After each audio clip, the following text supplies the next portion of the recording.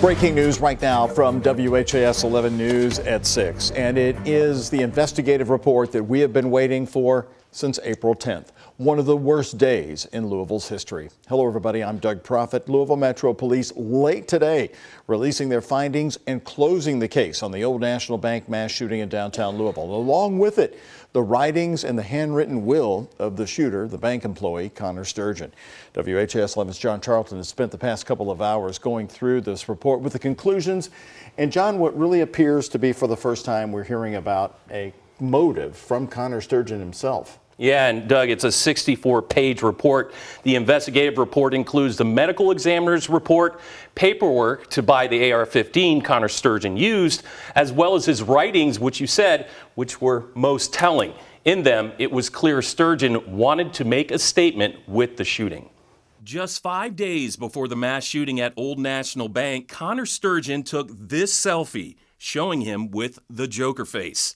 The day after taking that selfie, Sturgeon walked into a gun store and bought the AR-15. Sturgeon also wrote several letters. In one to his parents, he wrote that he was so sorry for what he has to do and that he cannot take it anymore. He said all he had to do was lie on the paperwork and say he hadn't been institutionalized or would use the gun for violence. Sturgeon then wrote, "This country and its politicians have decided that money is more valuable than lives. Let's see if that changes once the fat cats start feeling the pain. They won't listen to words or peaceful protests, so let's see if they listen to bullets." Meanwhile, 2 pages from his writings showed in large print and caps, "I am sorry, I can't take it anymore."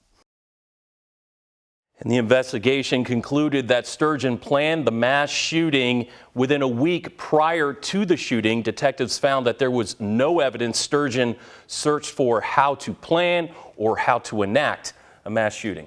All right. And again, they've closed the case. It's now over. And they wanted to make sure, too, in a statement from LMPD, that the officers involved, the one that took down Connor Sturgeon, there's no criminal act in that. He did what he had to do. And in the autopsy report, it looked like he was shot several times, including a headshot. Okay, John. Thank you very much. Well, right now, a group of survivors and victims' families from the Old National Bank shooting are planning to sue the gun manufacturer, that's Radical Firearms of Texas.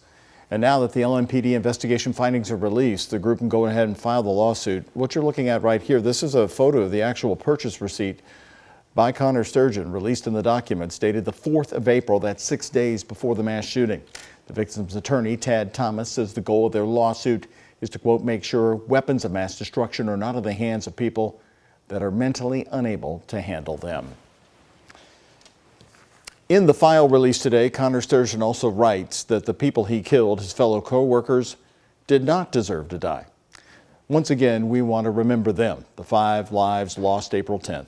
Dina Eckert, Bank Vice President Tommy Elliott, Jim Tutt, Joshua Barrick, and Juliana Farmer.